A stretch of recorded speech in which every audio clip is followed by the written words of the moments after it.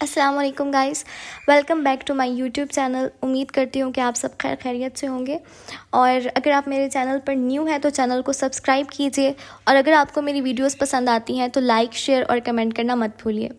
जैसे कि मैंने प्रीवियस वीडियोस में आपके साथ यूएचएस की कंटेंट लिस्ट शेयर की और हमने ये डिस्कस किया कि एमडी कैट की प्रिपरेशन किस तरीके से की जाती है। उसके लिए मैंने आपको बताया कि मैं आपको कुछ बुक्स भी रिकमेंड करने वाली हूँ, तो बेहतर है कि आप लोग पहले वो वीडियो ज़रूर देखें, ये आपके लिए बहुत ज़्यादा हेल्पफुल होंगी। एंड देन हम इस चीज़ को फर्दर स्टार्ट करते हैं। तो जो मैंने कल यूएचएस की कंटेंट लिस्ट शेयर की थी उसका पहला टॉपिक था cell biology, and this is the basics of biology.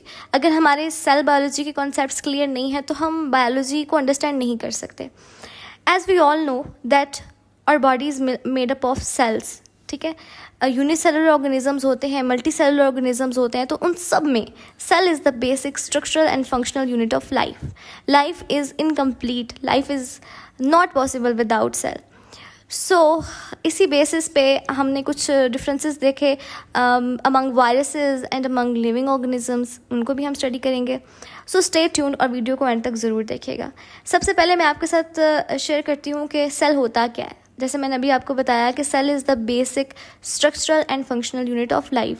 हमारी बॉडी का जितना भी स्ट्रक्चर होता है, लिविंग ऑर्गेनिजम्स की बॉडी के जितने भी फंक्शंस होते हैं वो सब सेल्स की वजह से ही होती हैं, वो सेल परफॉर्म कर रहे होते हैं।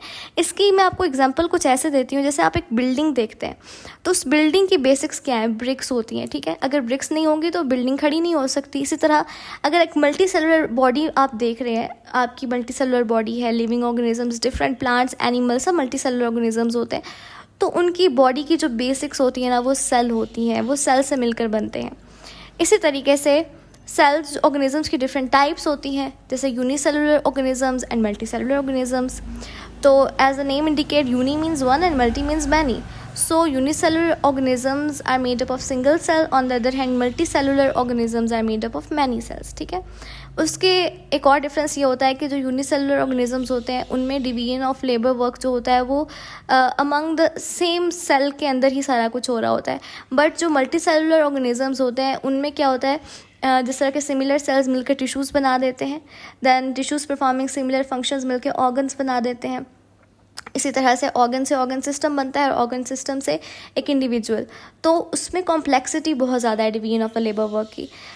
इसके बाद तीसरा डिफरेंस ये आ जाता है कि जो प्रोकैरियोटिक सेल्स होते हैं, आई मीन जो यूनिसेलुलर ऑर्गेनिजम्स होते हैं, उनकी जो लाइफ स्पैन होता है वो बहुत कम होता है, क्योंकि वो एक ही सेल से मिलकर बने होते हैं।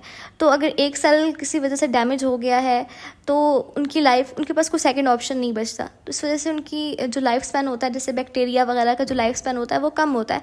ऑन द अदर हैंड जो multi cellular organisms, plants, animals देखते हैं, इनका लाइफ स्पैन काफ़ी ज़्यादा होता है, क्योंकि they are complex, they are multicellular. अगर एक सेल डैमेज हो जाता है तो उसके अल्टरनेटिव बहुत सारे ऑप्शंस मौजूद होते हैं। इसी तरह से अगर मैं इसकी एग्जांपल्स की बात करूं तो जो यूनिसेलुलर ऑर्गेनिजम्स होते हैं उनमें सारे के सारे प्रोकैरियोटिक सेल्स आ जाते हैं, जैसे कि बैक्टीरिया, कुछ यूकैरियोटिक सेल्स भी आ जाते हैं जैसे कि एल्गी वगैरह।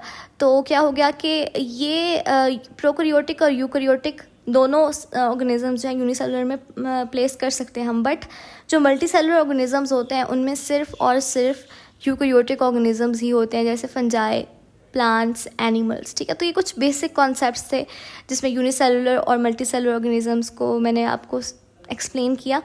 वाइल फर्दर एक्सप्लेनेशन हम करेंगे जब हम कंपैरिजन्स करेंगे प्रोकैरियोटिक सेल का और यूकैरियोटिक सेल का, जब हम कंपैरिजन करेंगे प्लांट सेल का और एनिमल सेल का, तो अपकमिंग वीडियोस में ये सारे के सारे जो क्यूरीज हैं ये क्लियर होने वाली हैं।